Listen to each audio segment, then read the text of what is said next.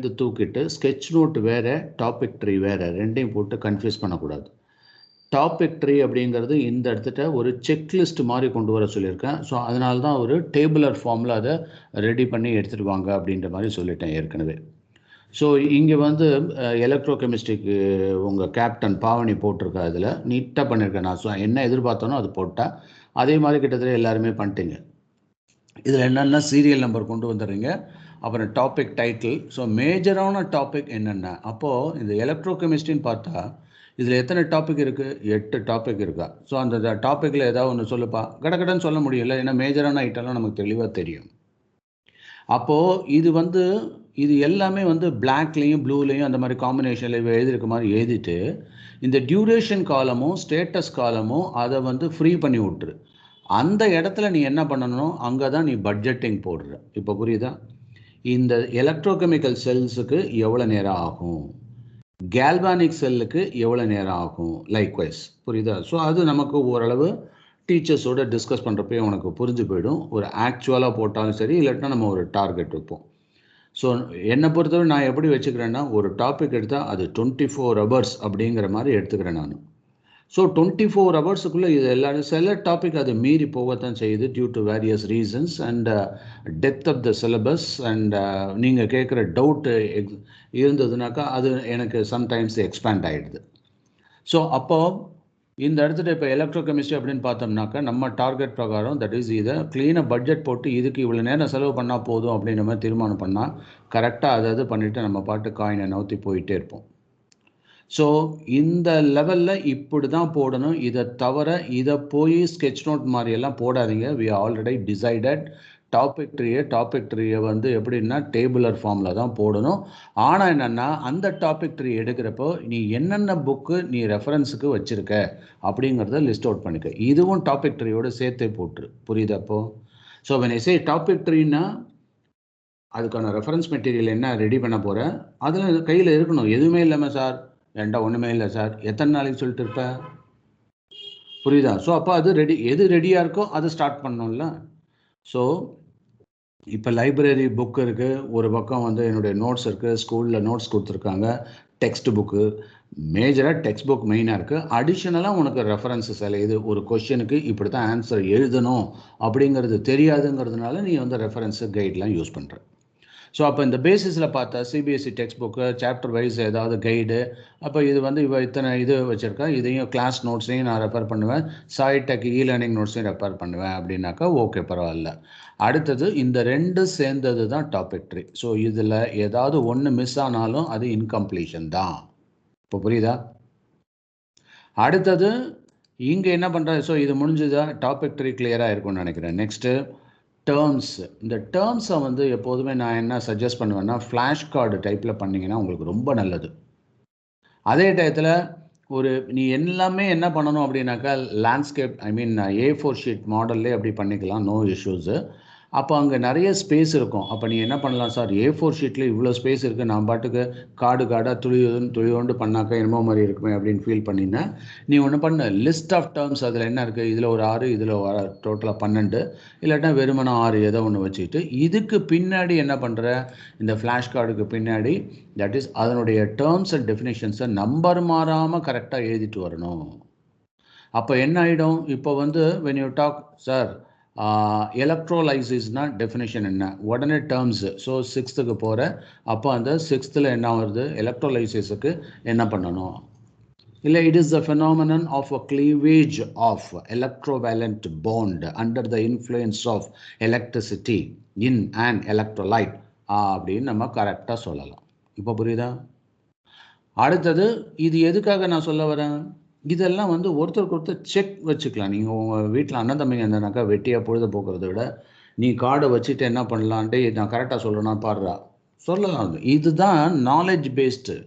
நீ என்ன பண்ணுற, எல்லாமே புரிஞ்சுக்கிட்டா போதும்னு நினைக்கிறது தப்பு. நான் ஏற்கனவே இதில் சொல்கிற மாதிரி யாராவது ஒரு திருக்குறள் யாராவது ஒருத்தர் சொல்லுங்கள் பார்ப்போம்.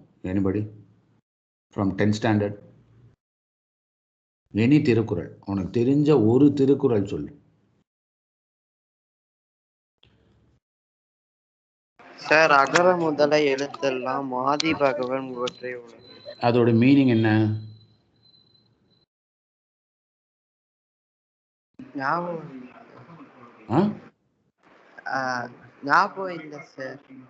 ஞாபகம் இல்லையா? என்னடா நீயே சொல்லிட்டு ஞாபகம் இல்லைன்ற. அப்போ இவன் படித்த மனப்பாடம் பண்ணது என்ன பண்ணிடுறான்? குருட்டு மனப்பாடங்கிறது இதுதான். ஸோ ஒரு குருட்டு மனப்பாடம் பண்ணுறதுக்கும் அது மீனிங் தெரிஞ்சு பண்ணுறதுக்கும் எவ்வளோ டிஃப்ரென்ஸு. நான் சொல்கிற பாயிண்ட் புரியுதா?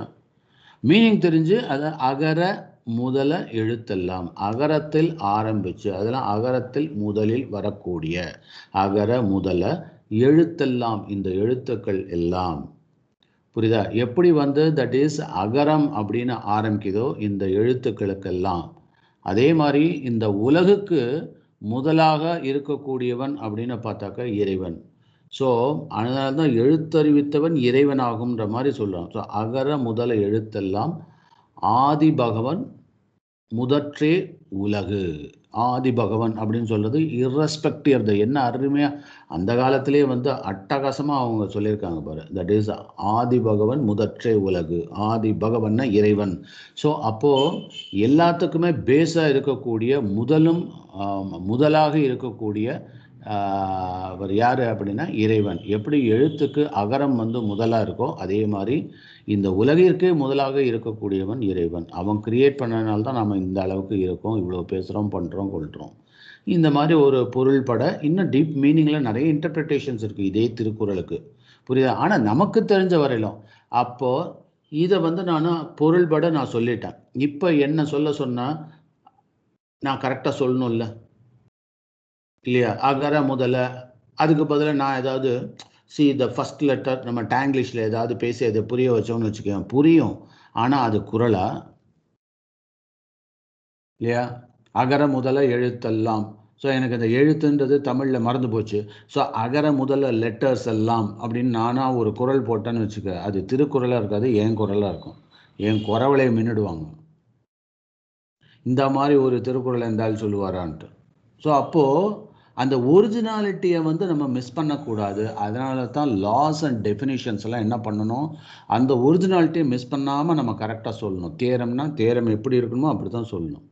நீயா இடைச்செருகல் பண்ணி அதை வந்து உன் இஷ்டத்துக்கெல்லாம் வளைச்சி எல்லாம் சொன்னால் அது வந்து மீனிங்ஃபுல்லாக கம்ப்ளீட்டாக இருக்காது. அதனால தான் நான் என்ன சொன்னேன், டேர்ம்ஸ் அண்ட் டெஃபினேஷன்ஸை எப்போதும் பைஹார்ட் பண்ணியே தீரணும். என்ன ஒன்று புரிஞ்சு பைஹார்ட் பண்ணணும். ஆனால் நம்ம லைஃப்பில் வந்து பார்த்தீங்கன்னா நிறைய சின்ன வயசுலாம் சில ஸ்லோகங்கள், தமிழ் ப்ரேயர் அது இதெல்லாம் சொல்லி கொடுத்துருப்பாங்க. அது சொல்லி கொடுத்தோன்னா என்ன பண்ணுறோன்னாக்கா நம்ம மீனிங் புரியாமலேயே அதெல்லாம் மனப்பாடமாக இருக்கும். ஆனால் பிற்காலத்தில் வந்து பார்த்தோன்னாக்கா அதோட மீனிங் புரிஞ்சால் அதை நம்ம வந்து ரொம்ப சிறப்பாக நினைப்போம். இப்போ புரியுதா? இப்போ இது படிக்கிறப்ப நீ மீனிங் ஃபுல்லு படிச்சிட்டேன்னு வச்சுக்க, பைஹார்ட்டும் பண்ணிட்டேன்னாக்கா அவ்வளோதான்.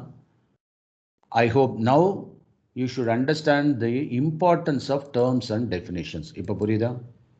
அடுத்தது சிம்பிள்ஸ், டேர்ம்ஸ், டெஃபினிஷன்ஸ், அதுக்கப்புறம் சிம்பிள்ஸும் அவசியமாச்சே. இப்போ ஹைட்ரஜனுக்கு சிம்பிள் எப்படி சொல்லலாம்? What is the simple for hydrogen? H. நிறைய பேர் என்ன சொல்லுவான், சோடியத்துக்கு என்னடானாக்கா SO இவரா அடிப்பார், இல்லாட்டா எஸ்ன்னு சொல்லுவான். அப்போ சல்ஃபருக்கும் எஸ் தான், சோடியத்துக்கு ஸோ SOன்னு வச்சுக்கலாம் சார். நியாயமா? ஏன் அப்படின்னா அதுக்கு சில பேட்டர்ன் இருக்கு இல்லையா? நான் சொன்ன மாதிரி தான் நாட்ரியம் அங்கேருந்து வந்தது. அப்போ சோடியம்னா NA, அதனுடைய அந்த ஃபஸ்ட்டு சிலபலை பேஸ் பண்ணி தான் வச்சான் நாட்ரியம் அப்படின்னு சொல்லிட்டு.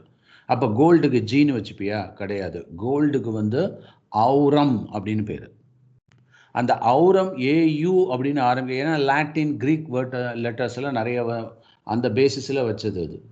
ஸோ அதனால் அதே மாதிரி அயனுக்கு வந்து கோல்டுக்கு வந்து AU, அயனுக்கு வந்து ஃபெரம், ஸோ FE. இப்போ எனக்கு எப்படி தெரியுது? நீ நல்லா யோசனை பண்ணிப்பார். உங்களை மாதிரி எனக்கும் டவுட் இருந்தது. ஆனால் அதுவும் எனக்கு டவுட் இருந்துன்னா விட மாட்டேன். அதை கிளாரிஃபை பண்ணால் தான் நிம்மதியாக இருக்கும். அது எங்கேயாவது புக்கில் டிக்ஷனரி அதுக்கு தான் போட்டுக்கிட்டு இப்போ நான் டிக்ஷனரி சொன்னல, அதுக்கு தான் ஒவ்வொருத்தரும் ஒரு டிக்ஷனரி வச்சே தீரணும், இருக்கணும். உங்கள் புக்கு ஆக்சுவலாக வந்து பார்த்தா ஒவ்வொருத்தர் வீட்லேயும் சயின்ஸுக்குன்னு டிக்ஷனரி வச்சுருக்கணும். நீங்கள் dictionary of chemistry, dictionary of mathematics, dictionary of physics, dictionary of biology, அது இருந்ததுன்னா எவ்வளோ ஹெல்ப்ஃபுல்லாக தெரியுமா இருக்கும். சில விஷயத்தெல்லாம் அவங்க அந்த புக்கில் வந்து சூப்பராக கொடுத்துருப்பாங்க. அதாவது டிக்ஷனரியா சார் நான் என்ன டெய்லி அதை போய் உட்காந்து படிக்க போகிறேன், படிக்கிறதுக்காக சில புக்கு இல்லை, ரெஃபரன்ஸுக்காக அப்பப்போ நான் ரெஃபர் பண்ணணுன்றதுக்காக அது வச்சுருக்கணும். புரியுதா? அடுத்தது நான் I will show you one reference. நீங்கள் யாரும் ஒருத்தர்கிட்ட கூட இந்த புக்கு இருக்காது, ப்ராபப்ளி 1 or 2. ஏன்னா நான் அதை இன்சிஸ்ட் பண்ணி சொல்லியிருப்பேன், இந்த புக்கு யார்கிட்டயாவது இருக்கா. ஆனால் நான் வந்து இதை பப்ளிஷ் பண்ணணும் என்னன்னு தெரியல. புக் பேங்க்கில் நம்ம நம்பர் போட்டிருக்கோம், பட் யாருமே அதை வந்து கேட்கல. ஆனால் அது வந்து கொடுக்குறதா இல்லை, ஏன்னா அது வந்து ரெஃபரன்ஸ் ஒன்லி. அதை காமிக்கிறேன், வெயிட் பண்ணி.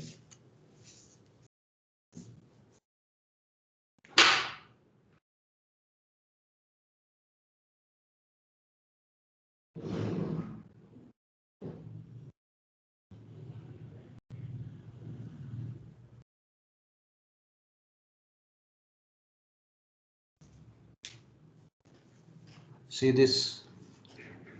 நான் இதை வந்து கனக்கச்சிதமாக எப்போதும் இதை வச்சுருப்பேன். நான் உனக்கு தெரியாது, நான் இதை எப்போ பார்த்தாலும் ரெஃபர் பண்ணுவேன். என் கையில் எப்போ பார்த்தாலும் இது வந்து இருக்கும். What is this? என்ன வச்சுருக்கேன்? இது எப்போதும் என் கண் பார்வையிலே இருந்துகிட்டே இருக்கும். அது ஏதாவதுன்னா தட் இஸ் நீங்கள் என்ன பண்ணுறீங்க, ஏதாவது தெரியலையா, உடனே நம்ம என்ன பண்ணுவோம், கூகுளில் போய் சர்ச் பண்ணு.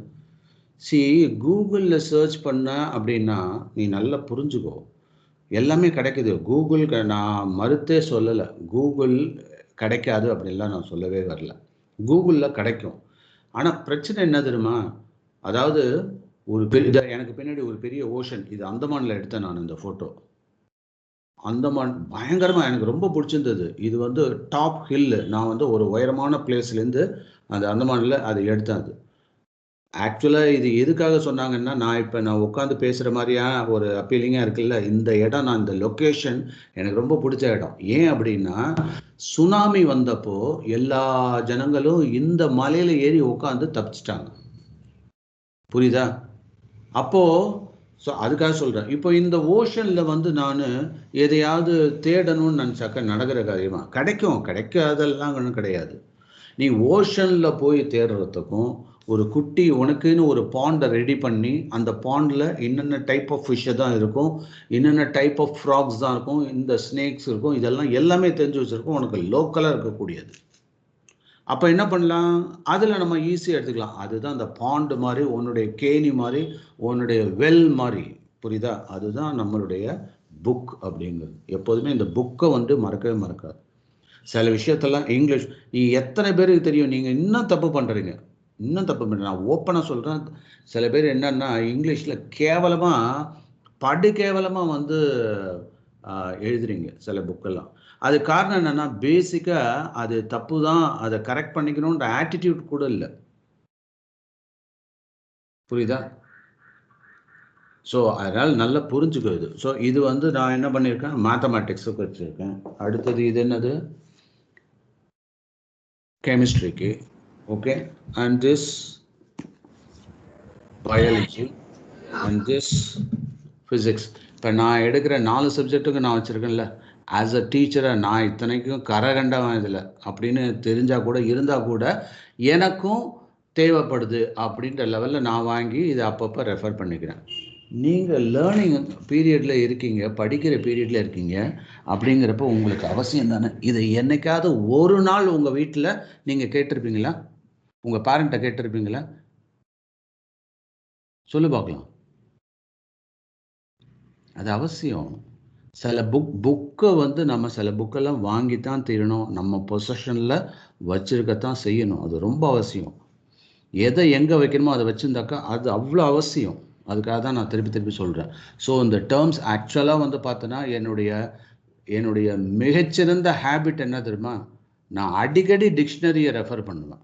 நான் அடிக்கடி இந்த மாதிரி, தட் இஸ், நானே வந்து ஐ திங்க் நிறைய பேர் தெரிஞ்சிருக்கும்னு நினைக்கிறேன், பழைய ஸ்டூடெண்ட்ஸ்க்குலாம் தெரிஞ்சிருக்கும். I have written a book on chemistry. அது தெரியுமா உங்களுக்கு? Dictionary of chemistry. ஆக்சுவலாக வந்து பார்த்தீங்கன்னா, நீ உனக்கு ஒரு அருமையான opportunity. You are talking, you are learning from a book author, not only a teacher, not only a scientist. Book ஆத்தர்ட்டேருந்து நீ கற்றுக்கிற. நானே கைப்பட எழுதி அதை அந்த காலத்துல எவ்வளோ சிரமமாக தெரியுமா இருக்கும். எழுதுவேன், டைப் பண்ணுவான், அதை டைப் பண்ணுறப்ப தப்பு தப்பாக அடிப்பான், எனக்கா ஒரே டென்ஷன் ஆகிடும். ஸோ இவனுங்க தப்பு தப்பாக அடிக்கிறது பேசாமல் நாமளே அடிக்க ஆரம்பிச்சிடலாமே சொல்லிட்டு நான் அப்படி தான் நான் அடிக்க ஆரம்பிச்சிட்டேன். புரியுதா? ஸோ எதுக்காக சொல்ல வரேன்னா, ஆப்பர்ச்சுனிட்டி உங்களுக்கு இருக்குது, அது நல்ல விதமாக யூஸ் பண்ணிக்கோங்க. அடுத்தது இந்த ஐ திங்க் இப்போ இதோட இம்பார்ட்டன்ஸ் வந்து உங்களுக்கு தெரிஞ்சிருக்கும்னு நினைக்கிறேன். டேர்முக்கு நான் எவ்வளோ இம்பார்ட்டன்ஸ் கொடுக்குறேன்றது பாரு. ஒன்றுமே இல்லை, அந்த டேர்ம்ஸ்னா 2-3 ப்ரிஃபிக்ஸஸ், சஃபிக்ஸஸ், சிலபல் சேர்ந்தது தான் ஒரு டேர்ம். நான் சொல்ல பாயிண்ட் புரியுதா? இப்போ ஈவன் இந்த 5வது பாயிண்ட் இருக்குது, இதில் என்ன போட்டிருக்கு, எலக்ட்ரோலைசிஸ்ன்னு போட்டிருக்கான். இந்த எலக்ட்ரோலைசிஸ் அப்படிங்கிறது இது தெரியுதுல்ல, கண்ணுக்கு தெரியுதுல்ல? ஓகே, பவர் பாயிண்டில் நான் கொண்டு வரல. எலக்ட்ரோலைசிஸ் கிளியராக இருக்கா? ஸோ அப்போ நான் அடிக்கடி சொல்லுவேன், லைசிஸ்னா என்ன? கிளீவேஜ், செப்பரேட் ஆகிறது, கிழிக்கிறது, உடைக்கிறது, கிழிக்கிறது. எலக்ட்ரோ அப்படின்னா something concerned with electricity, electron அப்படின்ற மாதிரி வரும். அதனால தான் அதை பேஸ் பண்ணியே யூசர். அப்போது எனக்கு இந்த எலக்ட்ரான்ற நாலேஜும் நமக்கு இருக்குது, லைசிஸ்ன்றது தெரியும். ரெண்டையும் சேர்த்து வச்சோம்னா, இப்போ நான் ஒரு இன்னொரு இது சொன்னேன்னா நீயா சொல்லிடுவேன். ஃபோட்டோலைசிஸ் அப்படின்னா என்ன சொல்லு? Light energy. Very good. So light energy influence பண்ணி ஒரு கெமிக்கல் பாண்டை பிரேக் பண்ணால் அது பேர் ஃபோட்டோலைசிஸ். இப்போ புரியுதா? நம்மளால் இது யூகிக்க முடியுதா? எப்படி வந்து இந்த மெண்டலிஸ் பீரியாடிக் டேபிள், அப்புறம் டொபனர்ஸ் பீரியாடிக் டேபிள், ஸோ இதெல்லாம் சொன்னாங்கல்ல, அதில் வந்து அவங்க ப்ரொப்போஸ் பண்ணுவாங்க, கண்டுபிடிக்காத ஒரு மெட்டல் இங்கே வரதுக்கு சான்ஸ் இருக்கும்பாங்க. கரெக்டாக அதே ப்ராப்பர்ட்டியை எக்ஸிபிட் பண்ணோம். That is the salient feature of periodic table. அது உங்களுக்கு சொல்லி கொடுத்துருப்பாங்க இல்லையா? வரப்போகிற மெட்டலையும் சேர்த்து சொல்லி கொடுத்துருப்பான் அவன். சொல்ல முடியும், அது ப்ரெடிக்ட் பண்ண முடியும். இப்போ நான் உனக்கு வந்து கேட்டையும் நாணயம் நல்லா ப்ராக்டிஸ் பண்ணதுனால நீயே வந்து சம்டைம்ஸு மனப்பாடம் பண்ண மாட்டேன். இப்போ கால்சியம் சல்ஃபேட்னா உனக்கு பட்டுன்னு தெரியும், calcium sulphate CaSO4.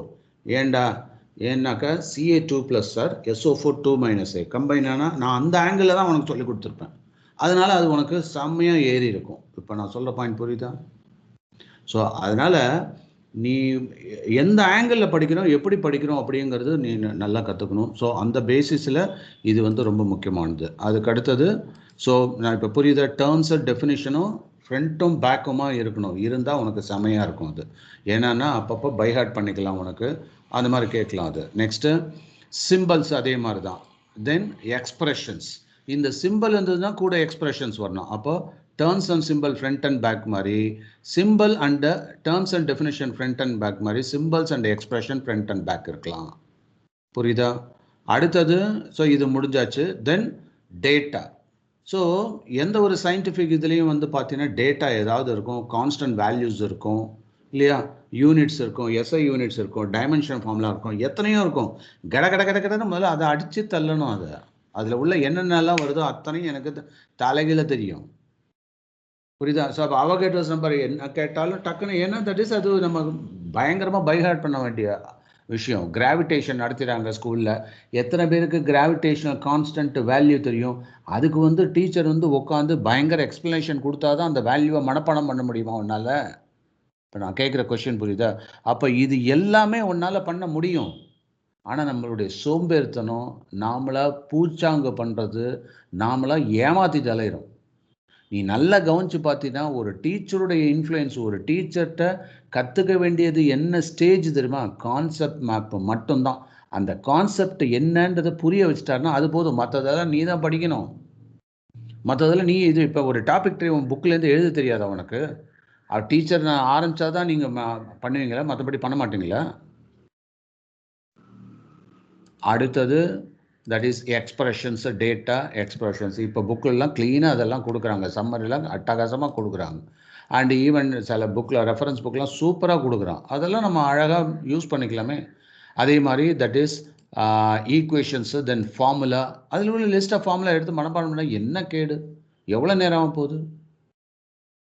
And then infographics. ஒன்றுமே இல்லை, நமக்கு ஒரு புக்கு பார்த்தோம், ஒரு புக்கு பெரட்டுறேன்னு வச்சுக்கேன், இல்லைன்னா ஒரு நியூஸ் பேப்பர் இப்படி பெரட்டுற, நியூஸ் பேப்பர் இப்படி ஸ்ப்ரெட் பண்ணோன்னே நம்ம வந்து ஃபஸ்ட்டு எதை தெரியுமா பார்ப்போம்? ஏதாவது கிராஃபிக்ஸ் அந்த ஃபோட்டோ இமேஜ் இருந்தால் உடனே அதை பார்ப்போம், இல்லைன்னா கார்ட்டூன் இருந்தால் அதை பார்ப்போம், இல்லைனாக்கா ஏதாவது கிராஸ்வேர்ட் பசில் இருந்தால் அதை பார்ப்போம். நம்ம புத்தியே என்னன்னாக்கா எப்போது கிராஃபிக்ஸ் பின்னாடி தான் போகும். விசுவல்ஸ் தான் நமக்கு ரொம்ப இம்பார்ட்டன்ஸாக தெரியும். இப்போ நானே நோட்ஸ் கொடுக்குறப்ப இந்த மாதிரிப்பா அப்படின்னு ஒரு விசுவலைஸ் பண்ணி இன்ஃபோகிராஃபிக்ஸை போடுறப்போ அது வந்து உனக்கு அட்ராக்ஷனாக வருது, உடனே டக்குன்னு புரிஞ்ச மாதிரி ஆயிடுது. இதுவே லைன் பை லைன் நீ வாசித்து தெரிஞ்சுக்கப்பா அப்படின்னாக்கா உனக்கு புரிய மாட்டேங்குது. இப்போ புரியுதா? ஸோ அதனால் இன்ஃபோகிராஃபிக்ஸ் அந்த புக்கில் என்னென்னலாம் படம் போட்டிருக்கான் அந்த படத்தை போடு, லேபிளை போடு, அதோட டைட்டில் எழுது, ஃபினிஷ்ட் 2 காலம். அது வந்து உங்களுக்கு சொல்லி கொடுத்துருப்பாங்க. இதுக்கு ஏதாவது யாரோட உதவியும் தேவையா சொல்லு பார்க்கலாம். அடுத்தது கான்செப்ட். இங்கே தான் என்னுடைய உதவி உனக்கு கண்டிப்பாக வேணும். அது என்கிட்ட ஸ்டூடெண்ட்டாக வந்த அத்தனை பேரும் கான்செப்ட் மேப்பை அள்ளி தெளிக்கிறாங்க, சூப்பராக பண்ணுறாங்க. நீங்கள் எல்லாருமே நல்லா பண்ணுறீங்க, ஆனால் சோம்பேறித்தனம் தான் நீங்கள் பண்ண மாட்டேறீங்க. எனக்கு அதுதான் ஒரு சின்ன வருத்தம். ஸோ இது பிரகாரம் பண்ணனா கரெக்டாக உங்களால் பண்ண முடியாதெல்லாம் கிடையாது, சூப்பராக பண்ணலாம். அப்போ இங்கேருந்து வரக்கூடிய அந்த சின்ன சின்ன சப் டாப்பிக்கை தான் இங்கே கான்செப்ட் மேப். அப்போ டோட்டலாக இந்த டாப்பிக்கில் இப்போ இவ போட்டிருக்கா, எத்தனை போட்டிருக்கா, இதில் சப் டாபிக் எத்தனைமா வருது, இங்கே ஒரு டாபிக், அதுக்கு ஒரு கான்செப்ட் மேப். எலக்ட்ரோகெமிக்கல் செல் அதை எப்படி ரெப்ரசன்ட் பண்ணுறது ரொம்ப முக்கியம். அப்போ கான்செப்ட் நம்பர் 1. அடுத்தது கேல்வானிக் செல் மெஷர்மெண்ட் எப்படி பண்ணுறது, ஸோ கான்செப்ட் 2. அடுத்தது எலக்ட்ரோகெமிக்கல் செல் கான்செப்ட் 3. அடுத்தது conductors of electron concept 4. அடுத்தது அதிலே 4.2 concept 5. அடுத்தது 6. அடுத்தது 7. அடுத்தது 8, 9. அப்போ 9 கான்செப்ட்ஸ் இருக்குது. ஸோ 9 கான்செப்ட் மேப் வந்தே தீரணும். அந்த 9 கான்செப்ட் மேப்பை நீ போட்டு முடிச்சிட்டான்னு வச்சுக்கேன், அவ்வளோதானே. இதுக்கு எலக்ட்ரோ கெமிஸ்ட்ரி வேறு என்ன? இப்போ புரியுதா பாவனி? 9 இந்த 9 கான்செப்ட் தான் இதில் இருக்குன்றது உறுதியாயிடுச்சு. இந்த 9 கான்செப்டை நீ உருவாக்கிட்டேன்னு வச்சுக்கேன், அதை எத்தனை தடவை வேணாலும் படித்து உன் இஷ்டத்துக்கு போட்டு தூளை கலப்பலாமே. நான் அடிக்கடி சொல்லுவேன்ல, இந்த முத்து அது அந்த பேர்ல்ஸ் எல்லாம் வந்து ஒரு பாட்டிலில் 108 பேர்ல்ஸை வந்து ஒரு பெட் பாட்டிலில் ஒரு டீச்சர் வச்சு கிளாஸில் பேசிகிட்டே இருப்பாங்க. திடீர்னு ஒரு குறும்புகார பையன் என்ன பண்ணுவான், தள்ளி விட்டுருவோம். உடனே அந்த 108 பேர்ல்ஸும் சதறி இருக்கும். என்டையர் கிளாஸை அதை பொறுக்கி இறுக்கி எடுத்து அதுலேயே அந்த 1 hour ஸ்பாயில் ஆகிடும் இல்லையா? இதெல்லாம் பண்ணுறதுக்கு ஹெட் மாஸ்டர் என்ன பண்ணுவார், ஏமா அதை வந்து ஒரு மாலையாக கோத்து வச்சுட்டா அப்படி கம்முன்னு இருக்கலாம்ல அப்படிம்பாரு. இப்போ புரியுதா?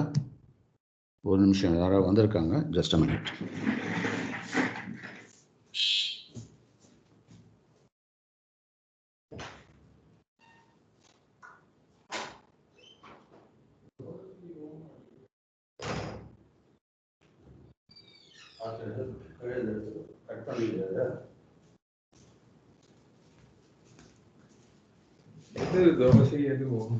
அங்கே இருக்கு, அந்த பக்கம் ரைட் போட்டுக்கோ. கீழ் பக்கத்துலேருந்து டாப்பில் எடுக்காத, கீழே இருந்து. ஓகேயா? ஸோ அப்போது அந்த இடத்துல என்ன ஆகுது, that is 9 concept list out பண்ணிட்டேன்னாக்கா அந்த 9 கான்செப்டை கரெக்டாக நீ சூஸ் பண்ணிடலாம். இது புரியுதில்ல? அதுக்கு அடுத்தது இது எங்கெங்கேருந்து எடுக்கிற அப்படிங்கிறதுலாம் நமக்கு அந்த ரெஃபரன்ஸ் பாயிண்ட்லாம் வந்தாச்சு, இதை எடுத்துட்டோம். ஸோ கான்செப்ட் மேப் அப்படிங்கிறது இன்ஃபேக்ட் கிளாஸில் நான் டிஸ்கஸ் பண்ணுறது அதை தான் மெயினானதாக நான் வச்சு டிஸ்கஸ் பண்ணுறேன். புரியுதா?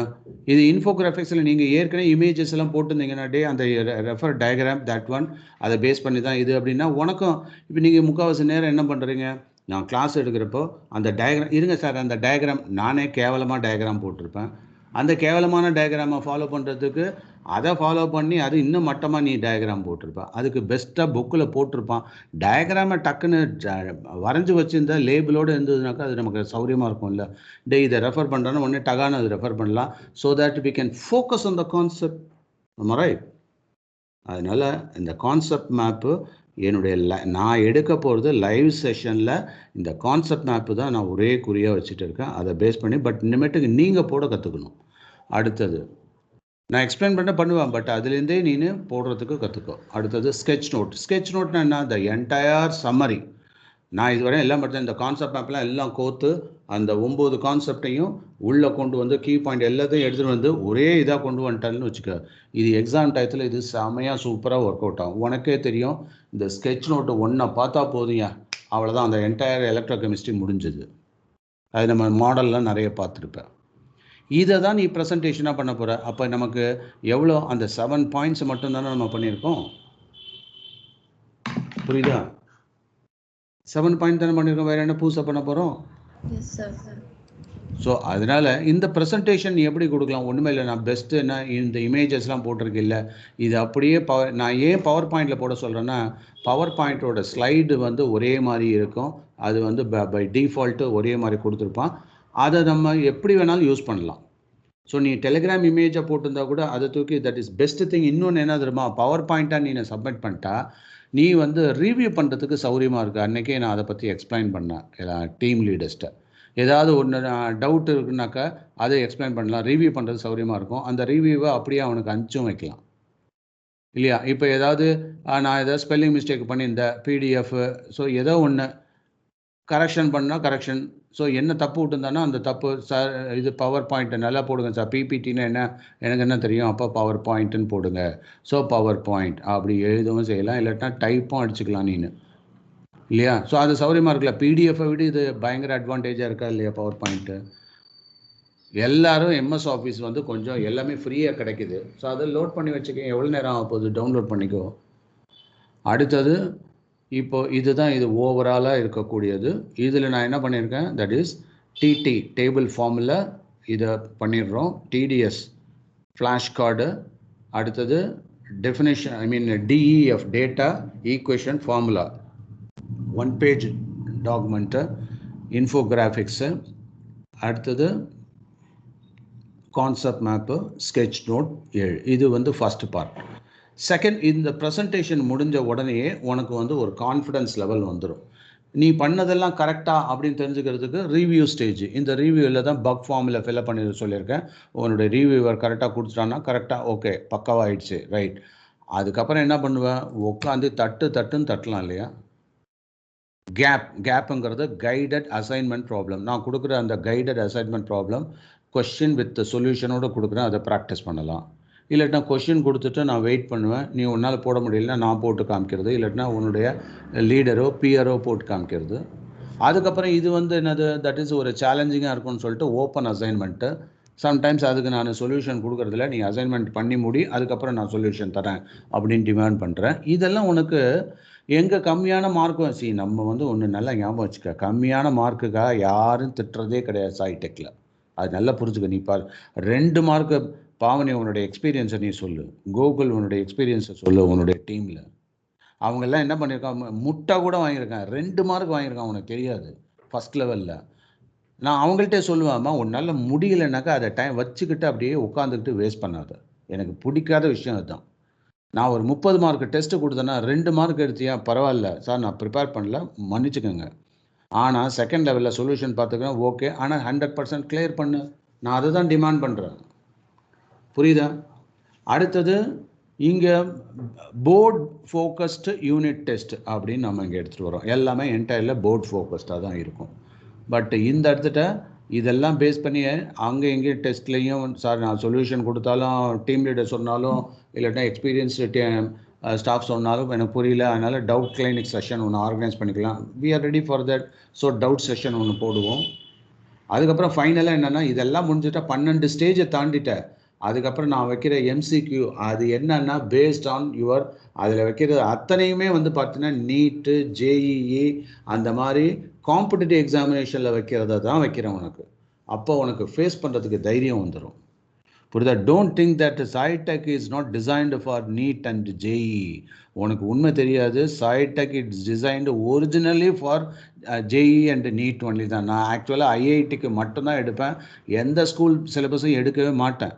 But it is because of the parents request. இந்த லோக்கலாக பீப்புள் என்ன பண்ணிட்டாங்கன்னா, சார் போர்டில் அவன் ஸ்கூலில் நல்ல மார்க் எடுக்கிறதே இல்லை, எல்லா இதுவும் சொல்லி ரெக்வஸ்ட் பண்ணதுனால அவங்கள கன்சிடர் பண்ணி நான் கொண்டு வந்தேன். இல்லாட்டினா ஒரு ஹை அண்ட் நான் ஒரு பிஹெச்டி லெவலில் இருக்கவன் ஸ்கூல் சிலபஸை எடுத்துகிட்டு இருப்பேன்னு நினைக்கிறேன் நீனு? என்கிட்ட நீ எந்த லெவலில் வந்து கற்றுக்க முடியும் நீ அதை புரிஞ்சு நடந்துக்கோ. ஸோ அப்போ இங்கே வந்தேன்னாக்கா எம்சிக்யூ லெவலில் வந்துடுவேன் நீನು. அதில் கம்பீட்டண்ட்டாக வந்துட்டேன்னாக்கா தென் நானே பார்ப்பேன், இத்தனை ஸ்டேஜை தாண்டியிருக்கான், 14 ஸ்டேஜை தாண்டி வந்திருக்கான், அவனுக்கு நான் வந்து இந்த டிஃபரன்ஷியல் கால்குலஸ் இல்லாட்டினா டிஃபரன்ஷியல் ஈக்குவேஷன் இல்லாட்டினாக்கா ஹெரிடிட்டி அதில் வந்து இந்த லெவலில் அவன் செம பர்ஃபார்மன்ஸ் பண்ணியிருக்கான், உன்னோட என்டையர் ட்ராக் என்கிட்ட இருக்குது, அப்படியே போட்டு ஒரு சர்டிஃபிகேட்டே இஷ்யூ பண்ணலான் இருக்கோம். ஸோ நாளைய முன்னாடி உங்கள் பேரண்ட்டு அதுக்கு மீறி பேசவே முடியாது. ஏன் ஸ்கூலில் அதுக்கு அதை ஸ்கூலில் குறைச்ச மார்க்கு இந்த யூனிட் ஸ்கூலில் கம்மி ஆகிட்டா மார்க்கு என்கிட்ட அந்த மாதிரி கம்ப்ளைண்ட் நான் எந்த பேரண்ட்டையும் நான் சொல்லியிருக்கேன், அதை எடுத்துகிட்டே வராதீங்கன்னு சொல்லியிருக்கேன். ஏன்னா ஸ்கூல் ஸ்டைல் வேறு, நம்மளுடைய ஸ்டைல் வேறு. நான் என்ன எதிர்பார்க்குறேன், நான் எடுத்தது என்னுடைய யூனிட்டில் அதில் பர்ஃபெக்ட் பண்ணிட்டேன்னு வச்சுக்கோங்க, டுவர்ட்ஸ் எண்டை ஒன்று அடிக்கவே முடியாது, என்ன நீ கரெக்டாக ஃபாலோ பண்ண அப்படின்னா. ஓகேவா? ஸோ இப்போ எதாவது டவுட் இருந்தால் நீங்கள் கேட்கலாம். அண்டு இதில் ஃபைனலாக நான் என்ன சொல்லிக்க விரும்புகிறேன்னா, நான் எதிர்பார்க்குறது எனக்கு இந்த லிஸ்ட்டை இப்பயே கொடுங்க, புரியுதா? இதை அப்படியே நோட் பண்ணிக்கோ, காப்பி பண்ணிவிட்டு நீ என்ன டாபிக் எடுத்திருக்க, கிளாஸ் என்ன எடுத்திருக்க, இதே மாதிரி கட்டம் போடு. எவ்வளோ நேரம் ஆகும், சப்ஜெக்ட் போடு, நேமை போடு. அதுக்கடுத்து நான் என்ன எதிர்பார்க்குறேன், டிடி இதுக்கு நான் பாவனி அவங்க டீம் லீடர்ஸ் கைட் பண்ணியிருப்பாங்க, இன் டேர்ம்ஸ் ஆஃப் மினிட்ஸில் அப்படியே போட்டு வா. இதுக்கு வந்து உனக்கே தெரியும், டாபிக் ட்ரீ எழுதுறதுக்கு எத்தனை மினிட்ஸ், ஒரு 5-10 மினிட்ஸ் இருந்தாலே போதும். டிடிஎஸ் எழுதுறது எத்தனை நிமிஷம், அதெல்லாம் கைட் பண்ணியிருக்காங்க. அதெல்லாம் கரெக்டாக கைட்லைனில் அவங்கவுங்க பார்த்து போட்டுருங்க. அதுக்கப்புறம் இந்த டேட்டில் நான் இதை முடிச்சிடுவேன், இந்த டேட்டில் முடிச்சிடுவேன், இந்த டேட்டில் இந்த டைமில் முடிப்பேன், இந்த டேட்டில். இதுதான் பயங்கரமான உனக்கு ஷெட்யூல். இதை பண்ணி கரெக்டாக அது பிரகாரம் இதை தான் நான் சொன்னேன், த ரேஸ் அகைன்ஸ்ட் த டைம் அப்படின்னு சொன்னேன். அந்த நான் வச்ச என் டயத்தில் நானே அடிக்கிறேன் அப்படின்னு சொல்லிட்டு நீ வரணும். இப்போ புரியுதா? அதுதான் சேலஞ்சு. நீ இன்னொருத்தர் வச்ச டெஸ்டெல்லாம் நம்பிக்கையே, நீ இன்னொருத்தர் வைக்கிற டெஸ்ட், நான் வைக்கிற டெஸ்ட்டில் கூட நீ வந்து யூ நீ நாட் பிலீவ். ஆனால் நீ உனக்கு நீயே வச்சுக்கிறல்ல, அதுதான் ரொம்ப முக்கியம். நீ ஒன்றை நீயே சாட்டிஸ்ஃபை பண்ணிக்கிறீல்ல, அதுதான் முக்கியம். இப்போ இதை ஃபில்லப் பண்ணுறதுக்கு உங்களுக்கு எவ்வளோ நேரம் பிடிக்கும், பாவனி சொல்லும். அது இந்த டேட்டா எனக்கு ரொம்ப முக்கியம். I want every one of you to finish this and say good night. Can you do or not? Yes sir. எவ்வளோ நேரம் பிடிக்கும் இதுக்கு? அந்த கைட் பண்ணு, யாருக்கு வேணாலும் கைட் பண்ணலாம், அப்படியே அக்ராஸ் த டீம் கிடுகிடுன்னு முடி. எவ்வளோ ஒரு 10 நிமிஷம் அதுக்குள்ளே முடிஞ்சிடும். அது அவங்கவுங்க டீமில் யாராவது ஒருத்தர் லீட் பண்ணு. ஸோ இப்போ இந்நேரம் நீங்கள் முதல்ல இந்த பேசிக்காக இந்த டேபிளை முதல்ல வரைஞ்சி வச்சுக்கோங்க. ஃபஸ்ட்டு எனக்கு எதிர்பார்க்குறது, நான் என்ன எதிர்பார்க்குறேன்னா, எப்படி நம்ம கேன்பான் இப்போ ஓரளவு நல்லா சக்ஸஸ்ஃபுல்லாக பண்ணிகிட்டு இருக்கீங்க, இது ரொம்ப ரொம்ப முக்கியம். இது வந்து பாரு, நான் ஒரு அடித்தளம் உனக்கு போட்டிருக்கேன், உனக்கு லைஃபே மாறி போயிடும், டோட்டல் சேஞ்சஸை உனக்கு க்ரியேட் பண்ணி கொடுக்கும். அதனால் தயவுசெய்து இது 7, நான் மொத்தம் 14 பாயிண்ட் இருக்குது, நான் 14 கொண்டு வரல, 7 தான் இப்போதைக்கு எடுத்துகிட்டு வந்திருக்கேன். இந்த 7 சக்ஸஸ்ஃபுல்லாக முடிக்கிறோமா பார்ப்போம், அதுக்கப்புறம் அடுத்தடுத்தெல்லாம் மற்றது போயிடும் தானா. இந்த 7 தான் மெயினாக முக்கியம். இந்த 7க்கு நமக்கு எவ்வளோ டோட்டலாக எவ்வளோ ஆகுதுமா, 24 ஹவர்ஸ் ஆகுது. நான் உனக்கு முன்னாடியே போட்டுடுறேன், யாருக்காவது சாம்பிள் போடுறேன், நீங்கள் கட்டம் கட்டி ரெடி பண்ணிக்கோங்க. யார் இருக்கிறதுலே சின்ன பையங்க, யார் 10th யாருக்கு 10th என்னோட உதவி யாருக்கு வேணும்?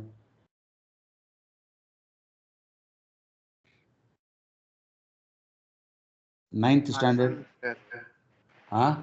9th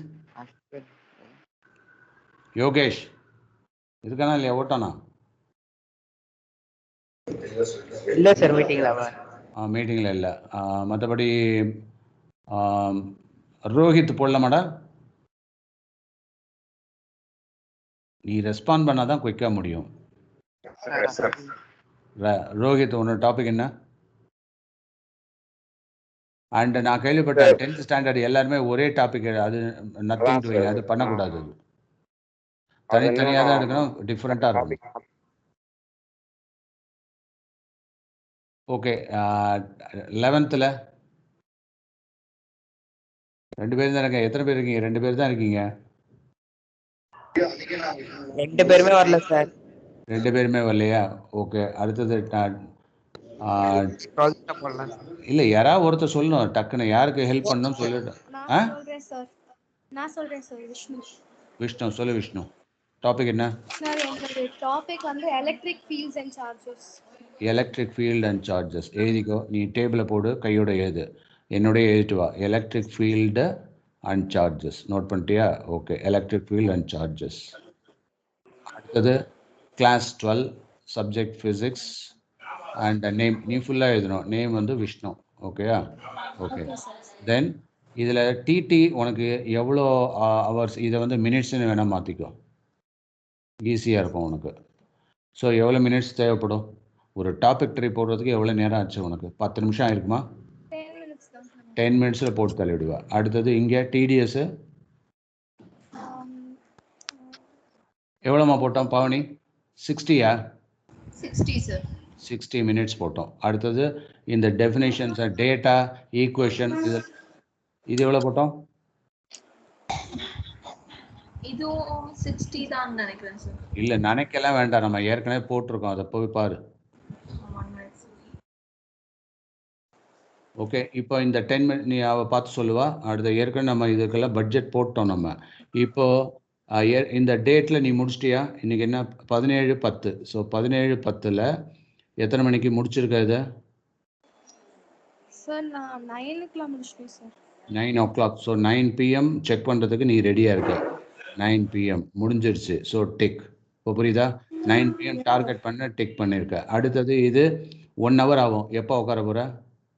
நாளைக்கு உட்காரு. Okay sir. நாளைக்கு உட்காந்தன்னா 1 hour உட்காந்தானா முடிச்சிடுவேன். ஸோ அதோட எத்தனை மணிக்கு ஆரம்பிச்சு எத்தனை மணிக்கு முடிப்பா? 1 hour ஆகும். மார்னிங் 6க்கு ஆரம்பிக்கலாம். ஸோ 7 AM நீ ரெடி. ஓகேவா? இதுதான் நான் உன்னுடைய டார்கெட் டைம் சொன்னேன். முடிக்கிற டயத்தை எழுது. டார்கெட் டைம், டார்கெட் முடிக்கிறது, அது ஆரம்பிக்கிறது இல்லை, முடிக்கிறது. புரியுதாப்போ? இதை தான் உன்னுடைய டீம் லீடரோ இல்லாட்டா உன்னுடைய ரிவ்யூவரோ செக் பண்ண போகிறாங்க இனிமேட்டுக்கு. Do understand this? Yes sir. அடுத்தது இந்த பக்கம் பாரு, டேட்டா ஈக்குவேஷன் அண்ட் ஃபார்முலா. இது எழுத நேரம் ஆகும். 60 minutes. பாவனி நீ சொல்லவே மாட்டேங்கிறியம்மா. 120 minutes sir. இது 60 sir. DEF 60 infographics 120 minutes. 120. இதுக்கு கான்செப்ட் மேப் வந்து 480. இது கொண்டு அதிகமாக கொடுத்துருக்கோம், ஏன்னா என்னோட டிஸ்கஷனோட வர்றதுனால. அடுத்தது இது 60 sir. 60. அடுத்தது இங்கே அது 120 sir. 120 மினிட்ஸ். இதெல்லாம் ப்ரிப்பேர் பண்ணி நான் போடணும் வீடணும் எல்லாம் ரெடி ஆகி கம்ப்ளீட் முடிக்கிறேன் அப்படின்னு கமிட் ஆகிற. இப்போது இந்த டேட் பிரகாரம் வருதா? இது இந்த அடுத்த 1 hour ஈவினிங்கில் பண்ண முடியுமா? மதியானம் நேரத்தில் பண்ண முடியுமா? நீ you can choose your own hour, எப்போ வேணாம். ஆனால் அந்த டைமை கீப் அப் பண்ணணும். Okay sir. சொல்லணும். Tomorrow afternoon sir. ஆஃப்டர்நூன் எத்தனை மணிக்குள்ளே முடிப்ப? 2க்குள்ள முடிச்சிடுவேன் சார். 2க்குள்ளே முடிச்சிடுவேன். So 2 PM. இப்போ புரியுதா? அந்த டெட்லைன் தான் இங்கே போடுற நீ. அடுத்தது இன்ஃபோகிராஃபிக்ஸ் எத்தனை மணிக்கு முடிப்ப? 4:30க்குள்ளே முடிச்சிடுவேன். 4:30க்கு முடிச்சிடுவேன். ஸோ 4:30க்குள்ளே இன்ஃபோகிராஃபிக் நம்ம இதில் இருக்குது, அதை கேட்டு வாங்கிக்க. நான் உனக்கு ஆக்சஸ் கொடுத்துட்டேன், நான் கொடுக்கல? இல்லை சார். சரி, நான் கொடுத்துட்றேன் அது. அடுத்தது ஜஸ்ட் ஒரு ரிமைண்டர் ஒண்டி அனுப்பி விட்டுறேன் எனக்கு. ஸோ இது 18ஆம் தேதி இதெல்லாம் முடியுது, நல்லா பார்த்துக்கோ. அப்புறம் கான்செப்ட் மேப் அந்த நோட்ஸை பேஸ் பண்ணி பழைய நோட்ஸ் எல்லாம் பிக்கப் பண்ணி கொண்டு வருவேன். ஸோ இது 480 minutes ஆகுது அப்படின்னாக்கா ஆல்மோஸ்ட் 8 hours ஆகுதா Pavani? Yes sir. So 8 hours ஆகுதுனாக்கா ஒரு நாளைக்கு நீ எவ்வளோ நேரம் பட்ஜெட் பண்ண முடியும் இது படிக்கிறதுக்கு? ஒரு அட்லீஸ்ட் ஒரு 2 hours இல்லைன்னா 1 hour. நாளைக்கு சண்டே. ஸோ சண்டேங்கிறப்ப எக்ஸாஸ்டிவாக பண்ணலாம் நம்ம. ஒரு நாளில் எத்தனை மணி நேரம் இதுக்கு ஒதுக்க போகிற? ஏன்னா இது டார்கெட், இது முடிக்க போகிறோம். இதை நீ இதை எடுத்துட்ட சக்ஸஸ்ஃபுல்லாக முடிக்கணும். இப்போ புரியுதா? நமக்கே ஒரு வெறி வரும், முடிச்சே தீரணுன்ட்டு. 2 நாள் டைம் எடுத்துக்கோ, அதுக்குள்ளாட்டி எப்படி ஈவன் 3 நாள் டைம் எடுத்துக்கோ. புரியுதா? ஸோ நீ என்ன பண்ணுற? 18, 19, 20, 21, 21ஆம் தேதி வரையிலும் 21ஆம் தேதி 5 மணிக்கு யூ ஆர் கம்ப்ளீட்டிங் அப்படின்னு வச்சுக்கிற. புரியுதா? 21st. அதுக்கப்புறம் அதனுடைய ஸ்கெட்ச் நோட்ஸ் அது இது எக்ஸட்ரா அதுக்கெல்லாம் என்ன 1 hour தான் இருக்குது. ஸோ அதை வந்து என்ன பண்ணுற? 22ஆம் தேதி கூட வச்சுக்க, நோ இஷ்யூஸ். 22ஆம் தேதி சார் நான் வந்து காலையில் 7 மணிக்கு நான் ரெடி பண்ணிடுவேன். எப்படி மார்னிங்கில் உட்காந்து முடிக்கிற மாதிரி அது முடிச்சிட்டேன்னாக்கா அதுக்கப்புறம் 23ஆம் தேதி உன்னுடைய டார்கெட் டே. 2 hour ஆகும் இது பண்ணுறதுக்கு. அப்போ 22, 23, 24ஆம் தேதி கொடுத்தா கூட I am agreeable to that. அப்போ உன்னுடைய ப்ரெசன்டேஷன் நான் எப்போ ஃபிக்ஸ் பண்ணலாம்? 24ஆம் தேதி 9 மணிக்கு நைட்டு ஃபிக்ஸ் பண்ணலாம். இப்போ புரியுதா? இப்போ நான் டார்கெட் இருக்குது, பட்ஜெட் இருக்குது, பர்ஃபெக்டாக முடியும்.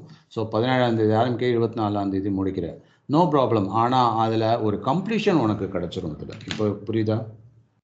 இப்போ இந்த ப்ரெசன்டேஷன் முடிச்சிட்டேன்னாக்கா அதுக்கப்புறம் உனக்கே ஒரு ஆவலாக இருக்கும், sir I am ready to write the test. அடுத்த 7க்கு நீ தயாராகிடுவேன். ஓகேவா? அதையும் முடிச்சிட்டேன்னு வச்சுக்கேன், then I am ready to give you a certificate. You are completed, you are cleared all the test, you are cleared all the assignments and you are that is as per the timing you are completed finished. அவ்வளோதானே? Okay sir. இதை தான் நான் எதிர்பார்க்குறேன். புரியுதா? So இந்த மாதிரி எனக்கு போட்டு இன்னைக்கு நைட்டோ இல்லாட்டினா நாளைக்கு காலையிலையோ எனக்கு அனுப்புங்க. சரியா? Okay sir. Okay sir. நமக்கு வந்து என்னென்னா இப்போ எப்படி இப்போ இதுதான் இன்டெப்த்தாக நான் உள்ளே போயிட்டேன். இப்போ இது முன்னாடி பார்த்தது பிளானிங் தான், ஆனால் இது எக்ஸிக்யூஷனில் இது யூஸ் ஆகும். இப்போ புரியுதா நான் சொல்கிறது? எதை எந்த டயத்தில் பண்ணணும் அப்படின்ற ஒரு ஸ்ட்ராட்டஜி இருந்ததுன்னு வச்சுக்கேன், அடிச்சு தள்ளிட்டு போயிட்டே இருப்பேன். இடையில நான் சொல்கிறேன்னு தப்பாக நினச்சிக்காத. ஸ்கூலில் எதையாவது ஒரு ஊடால பூந்து உன் ஒர்க்கை கெடுத்து, நான் ஒன்று நல்லா ஞாபகம் வச்சுக்க, என்னுடைய ஸ்டைல்ன்றதை நான் உனக்கு இப்போ ஓப்பனாக சொல்கிறேன். நான் ஒரு ஸ்டைல் ஃபிக்ஸ் பண்ணேன்னா அதுலேருந்து மாற்றவே மாட்டேன். நான் அது யார் வந்தால் நான் சம்டைம்ஸ் ஃபெயில் ஆகிருக்கேன். ஏன்னா நான் படிக்கிறதே கிடையாது, என்னுடைய பிளானில் தான் நான் குறியாக இருப்பேன். ஏன்னா எனக்கு தெரியும் நான் எனக்காக தான் படிக்கிறேன். அந்த உறுதி உனக்கு வேணும். அதனால் எங்கள் வீட்டில் கூட எங்கள் பேரண்ட் கூட கேட்கவே மாட்டாங்க. ராமநாதன் அவன் பிளான் பண்ணானோ அது பிரகாரம் தான் பண்ணுவான்.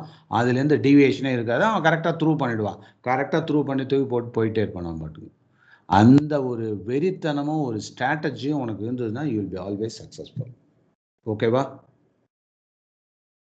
புரியுதா? So I believe that is நீங்கள் எல்லாருமே இதை வந்து யூஸ் பண்ணியிருப்பீங்கன்னு நினைக்கிறேன். ஸோ either this table or this table இதுவே எக்ஸாஸ்டிவாக இருக்குது. க்ளீனாக இதை முடிச்சு கொடுத்துருங்க. ஓகேவா? ஸோ வேறு ஏதாவது டவுட் இருந்தால் கேட்கலாம், இல்லாட்டினாக்க you can move. Any doubt? No sir. இல்லை, உங்களுடைய ஒப்பீனியன் ஒவ்வொருத்தரும் அவங்கவுங்க ஒப்பீனியன் சொல்லிட்டு கிளம்பலாம். இது வந்து உனக்கு என்ன ஒரு ஐடியா, ஏதாவது புதுசாக இனோவேட்டிவாக உனக்கு ஏதாவது சேஞ்சஸை ஏற்படுத்துன்ற மாதிரி ஃபீல் பண்ணுறியா? இல்லாட்டினா உன்னுடைய சஜஸ்டிவாக ஏதாவது ரிமார்க்ஸ் இருந்தாலும் I will note down and I will see to that how it can be further improved. Abhishek. Sir. நீ ஏதாவது சொல்ல விரும்புறியா இது பிரகாரம்? உன்னால் இது முடியுமா? எஸ் சார், முடியும் சார். ஏன்னா ஒரு ப்ராஜெக்ட்னு எடுத்தோம்னா ஃபீஸிபிலிட்டிங்கிறது ரொம்ப முக்கியம், பாசிபிலிட்டி முக்கியம். இது நம்மளால் முடியும். ஸோ முடிஞ்சது தான் நம்ம செய்கிறோம். ஓகேவா? ரைட். Yes sir. சார் இப்போ இதுக்கு எவ்வளோ டைம் எடுக்கலாம் சார்? நீ தான் சொல்லணும். நீ டோட்டலாக ஒரு கோர்ஸுக்கே நான் வந்து 24 ஹவர்ஸ்ன்னு கொடுத்துருக்கேன். ஆனால் அதை எப்படி வேணால் நீ ஸ்ப்ளிட் பண்ணிக்க. ஒரு வாரத்தில் ஒரு கோர்ஸை முடிச்சே ஆகணும் நம்ம. Okay sir. புரியுதா? ஆனால் அது எடுக்கிறது ஒவ்வொருத்தரும் ஒவ்வொரு டிஃப்ரெண்ட் டாபிக் எடுக்கணும். நீங்கள் ஒரே டாப்பிக்கே வச்சு செஞ்சுட்டு இருக்கக்கூடாது. Okay sir. ஓகேவா? ரைட். தர்ஷினி, உனக்கு நீ என்ன டாபிக் எடுத்திருக்க? சார் நான் மேத்ஸ்ல ஸ்ட்ரெயிட் லைன்ஸ் எடுத்திருக்கேன் சார். ஓகே. ஸோ இது சக்ஸஸ்ஃபுல்லாக முடிப்பியா? Yes sir. ஸோ உன்னுடைய பட்ஜெட்டை வந்து நீ இன்னும் டைம் டேபிளை போட்டு எனக்கு அனுப்பி நான் பார்க்குறேன். Okay, right. அடுத்தது ரோஷன், நீ உன் ஸ்கூல் சிலபஸே எடுத்துக்கலாம். ஸ்கூலில் என்ன எடுக்கிறாங்க அதை கூட எடுக்கலாம், ஒன்றும் தப்பே கிடையாது. இட் இஸ் டோட்டலி வந்து எது வேணா, எந்த சப்ஜெக்ட் வேணாலும் எடு. நான் சொல்யூஷன்ஸ் எடுத்திருக்கேன் சார். Okay, good. ஸோ நீங்கள் சொல்யூஷன், இதில் நான் இன்னொரு முக்கியமான ஒரு விஷயம் சொல்கிறேன் உங்களுக்கு. இந்த சொல்யூஷனில் கான்செப்ட் லெவலில் ஏதாவது டவுட் இருந்ததுன்னா, சார் எனக்கு இந்த கான்செப்டில் எனக்கு புரியலன்னா கரெக்டாக அதை ஒண்டி நான் லாக் பண்ணிவிடுவேன். புரியுதாப்போ? Okay sir. ரைட். அதை நீனே என்கிட்ட கேட்டுக்கலாம். அடுத்தது, so are you interested in this? Can you do that? Yes sir. Right. Yes sir, பண்ணிடுறேன் sir. Then what about Yogesh?